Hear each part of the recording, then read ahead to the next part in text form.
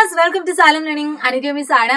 അപ്പൊ നമുക്കറിയാം നമ്മുടെ EVSന്റെ ചാപ്റ്റേഴ്സ് ഒക്കെ മക്കൾക്ക് ഇപ്പൊ സ്കൂളിൽ തുടങ്ങിയിട്ടുണ്ടാവില്ലേ. അപ്പൊ മിസ്സിന്റെ പേര് അനിറ്റ എന്നാണ്. മക്കളുടെ EVS പഠിപ്പിക്കുന്ന മിസ്സാണ് കേട്ടോ. അപ്പൊ എല്ലാവർക്കും മിസ്സിനെ പരിചയം ഉണ്ട് എന്ന് മിസ് വിശ്വസിക്കുന്നു.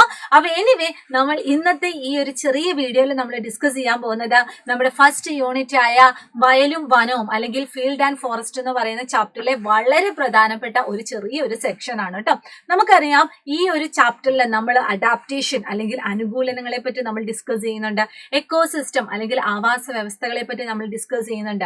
മെയിൻ ആയിട്ട് ഈ 2 പോയിന്റ് ആണ് നമുക്ക് ഈ ചാപ്റ്ററിൽ പഠിക്കാനുണ്ടെങ്കിൽ പോലും നമ്മൾ കൂടുതലായിട്ടും ഫോക്കസ് ചെയ്യുന്നത് നമ്മുടെ ചുറ്റും കാണുന്ന വിവിധ ജീവജാലങ്ങളുടെ അഡാപ്റ്റേഷൻസ് അല്ലെങ്കിൽ അനുകൂലനങ്ങൾ എന്തൊക്കെയാണ് എന്നാണ്. അപ്പൊ നമുക്കറിയാം ഈ ചാപ്റ്ററിൽ നമ്മൾ സ്റ്റാർട്ടിങ്ങിൽ തന്നെ നമ്മൾ ആരെ പറ്റി ഡിസ്കസ് ചെയ്തത് ഒരു മത്സ്യത്തിനെ പറ്റിയാണ് അല്ലെങ്കിൽ ഒരു ഫിഷിനെ പറ്റിയാണ്. ഇപ്പൊ ഫിഷിനെ വരയ്ക്കാൻ പറഞ്ഞാൽ മക്കൾ എങ്ങനെയാ വരയ്ക്കുന്നത്? ഒരു ഫിഷിനെ വരയ്ക്കാൻ പറഞ്ഞാൽ മക്കൾ എങ്ങനെയാ വരയ്ക്കുന്നത്? മിസ് വരയ്ക്കുന്നത് പോലെ തന്നെ ഏകദേശം നമുക്ക് എല്ലാവർക്കും എളുപ്പത്തിൽ വരയ്ക്കാൻ പറ്റുന്ന ഒരു രൂപമാണ് നമ്മുടെ മീനിനുള്ളത് അല്ലെ, ഫിഷിനുള്ളത്. ഏകദേശം ഇതുപോലെ തന്നെയായിരിക്കും നമ്മൾ വരയ്ക്കുന്നത്. ഇതുപോലെ നമ്മൾ ചെറിയൊരു അറേഞ്ച്മെന്റ് ഒക്കെ കൊടുത്താൽ നല്ല ഒന്നാന്തരം മത്സ്യക്കുഞ്ഞ് അല്ലെങ്കിൽ ഒരു ഫിഷ് നമുക്ക് വരച്ച് സെറ്റാക്കി. ഈ ഫിഷ് എവിടെയാണ് ജീവിക്കുന്നത്? കരയിലാണോ ജീവിക്കുന്നത്? അല്ല, നേരെ മറിച്ച് വെള്ളത്തിൽ ജീവിക്കുന്ന ഒരാളാണ് നമ്മുടെ മത്സ്യങ്ങൾ എന്ന് പറയുന്നത്. ഈ മത്സ്യത്തിനെ പിടിച്ച് വെള്ളത്തിൽ നിന്ന് പുറത്തേക്ക് ഇടുവാണെങ്കിൽ അത് സ്പോട്ടിൽ തന്നെ എന്താണ്, പെട്ടെന്ന് തന്നെ അത് ചത്തുപോകും, അതിനവിടെ ജീവിക്കാൻ പറ്റില്ല. അങ്ങനെയാണെങ്കിൽ മക്കൾ ആലോചിച്ചിട്ടുണ്ടോ, ഇങ്ങനെ വെള്ളത്തിൽ അല്ലെങ്കിൽ അരുവി അല്ലെങ്കിൽ പുഴ അല്ലെങ്കിൽ തടാകം ഇവിടെയൊക്കെ ജീവിക്കുന്നതിന് ഈ മത്സ്യക്കുഞ്ഞുങ്ങളെ അല്ലെങ്കിൽ ഫിഷിനെ സഹായിക്കുന്ന അതിന്റെ പ്രത്യേകതകൾ അല്ലെങ്കിൽ അതിന്റെ സ്പെഷ്യാലിറ്റീസ് എന്തൊക്കെയാണ് എന്ന് മക്കൾ ആലോചിച്ചിട്ടുണ്ടോ? നമുക്ക് വൺ ബൈ ആയിട്ട് അത് ഏതൊക്കെയാണെന്ന് നോക്കാം. അപ്പൊ അത് മനസ്സിലാക്കുന്നതിന് മുമ്പില് നമുക്ക് ഏറ്റവും ആദ്യം അറിഞ്ഞിരിക്കേണ്ടത് ഈ മത്സ്യത്തിന് ശരീരത്തിൽ ഉണ്ടാവുന്ന കുറച്ച് പ്രത്യേകതകൾ ഏതൊക്കെയാണെന്നാണ്. അപ്പൊ നമ്മൾ ആദ്യം നോക്കാൻ പോകുന്നത് എന്തൊക്കെയാണ്, അവയുടെ സവിശേഷതകൾ അല്ലെങ്കിൽ അവയുടെ സ്പെഷ്യാലിറ്റീസ് എന്തൊക്കെയാണെന്ന് നോക്കാം. ഈ മത്സ്യത്തിന്റെ ഷേപ്പ് തന്നെ മക്കൾ നോക്കിക്കും. ഷേപ്പ് എങ്ങനെയാണ്? രണ്ടറ്റവും ഇങ്ങനെ കൂർത്തിരിക്കുകയാണ് അല്ലെ, രണ്ടറ്റവും ഇങ്ങനെ കൂർത്തിരിക്കുകയാണ്. അപ്പൊ നമുക്കറിയാം ഒരു തോണി നമ്മൾ വരയ്ക്കുവാണെങ്കിലും തോണിയുടെയും രണ്ടറ്റവും എങ്ങനെയാണ് കൂർത്തിരിക്കുന്നതായിട്ട് നമുക്ക് കാണാൻ പറ്റും. എന്തിനാണ് ഈ തോണിക്ക് ഇങ്ങനെ നമ്മളിങ്ങനെ രണ്ടറ്റവും കൂർത്ത ആകൃതി നമ്മൾ കൊടുക്കുന്നത്? എന്തിനാണ്? വെള്ളത്തിൽ ഇങ്ങനെ വളരെ സ്പീഡിൽ മുന്നോട്ടേക്ക് കുതിക്കുന്നതിന് വേണ്ടിയുള്ള അതിനു വേണ്ടി സഹായിക്കുന്ന ഒരു ഘടനയാണ് നമ്മൾക്ക് തോണിക്കുള്ളത്. അതുപോലെ തന്നെയാണ് നമ്മുടെ മത്സ്യത്തിന്റെ ഘടനയും. ബോട്ട് ഷേപ്ഡ് ബോഡിയാണ് നമ്മുടെ ഫിഷിനുള്ളത്. എന്താണ് മക്കളെ? Boat shaped body. അത് മക്കള് ഓർത്തിരിക്കുക കേട്ടോ. Boat shaped body. തോണിയുടേത് പോലുള്ള രണ്ടറ്റവും കൂർത്ത ശരീരാകൃതിയാണ് ആർക്കുള്ളത്? യെസ്, നമ്മുടെ മത്സ്യങ്ങൾക്കുള്ളത്. ഇനി അടുത്തത് നമുക്ക് നോക്കാം, അവയിൽ ഓരോ ഭാഗങ്ങൾ നോക്കാം. ഇതെന്താണ് മക്കളെ? ഇതാണ് അവയുടെ ഫിൻസ് എന്ന് പറയുന്നത്. എന്താണ് അവയുടെ ഫിൻസ് അല്ലെങ്കിൽ ചിറകുകൾ എന്ന് നമ്മൾ പറയും.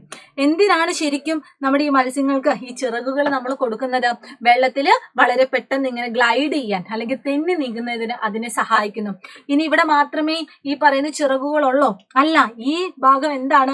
ഇതാണ് നമ്മുടെ ടെയിൽ ഫിൻസ് അല്ലെങ്കിൽ എന്താണ് നമ്മുടെ വാൽ ചിറകുകൾ എന്ന് നമ്മൾ പറയുന്നത്. ഇതാണ് നമ്മുടെ വാൽ ചിറകുകൾ.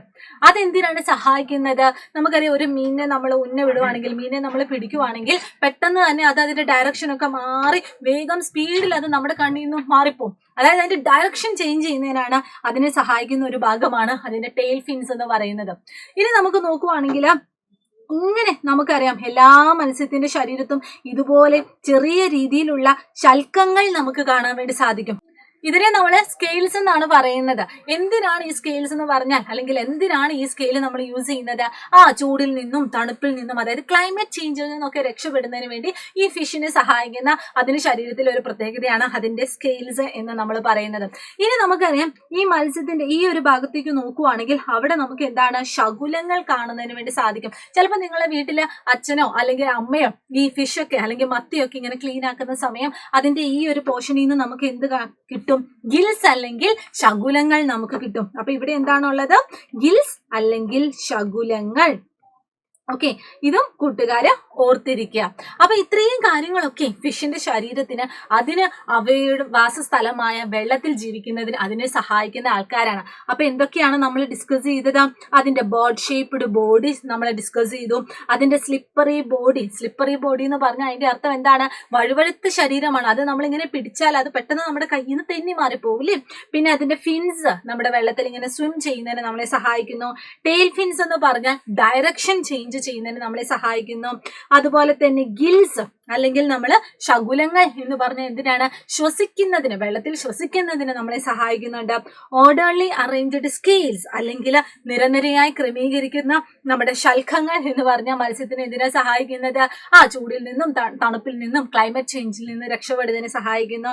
പിന്നെ അവയുടെ കണ്ണ് എങ്ങനെയാണ്, നമ്മുടെ കണ്ണ് നോക്കുവാണെങ്കിൽ 2 കണ്ണ് നമ്മുടെ മുന്നിലാണുള്ളത്. പക്ഷെ ഫിഷിന്റെ കണ്ണ് എങ്ങനെയാണ്, ലാറ്ററലി അറേഞ്ച്ഡ് ആയിട്ടുള്ള ഐസ് ആണ് അല്ലെ, ഇരുവശത്തുമായിട്ടുള്ള കണ്ണുകളാണ്. പിന്നെ എന്താണ്, absence of external ear and neck, ബാഹ്യകർണങ്ങൾ, കഴുത്ത് എന്നിവയൊന്നും ഇവയ്ക്കില്ല. നമ്മുടെ കഴുത്തിന് ഇങ്ങനെ പിടിക്കാൻ വേണ്ടി പറ്റും, പക്ഷെ ഒരു ഫിഷിന്റെ അല്ലെങ്കിൽ ഒരു മത്സ്യത്തിന്റെ കഴുത്ത് പിടിച്ച് നമുക്ക് തൂക്കിയെടുക്കാൻ പറ്റുമോ, ഇല്ല.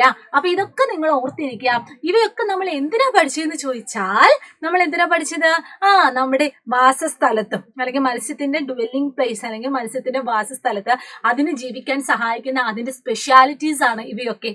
അങ്ങനെ ഒരു ജീവിക്ക് അതിന്റെ വാസസ്ഥലത്ത് അല്ലെങ്കിൽ അതിന്റെ ഡ്വെല്ലിംഗ് പ്ലേസിൽ അവയ്ക്ക് ജീവിക്കാൻ സഹായിക്കുന്ന രീതിയിലുള്ള സ്പെഷ്യാലിറ്റീസിനെ അല്ലെങ്കിൽ അതിന് അത്തരത്തിലുള്ള സവിശേഷതകളെ നമ്മൾ ഒരു ഒറ്റ പേര് കൊണ്ട് വിളിക്കും. അതാണ് മക്കളെ നമ്മുടെ അഡാപ്റ്റേഷൻസ് അല്ലെങ്കിൽ അനുകൂലനം എന്ന് നമ്മൾ പറയുന്നത്. അപ്പൊ അതിന്റെ ഡെഫിനിഷൻ മക്കൾ ഓർത്തിരിക്കുക കേട്ടോ. എന്താണ്, peculiarities of an organism to live in its dwelling place is called adaptation.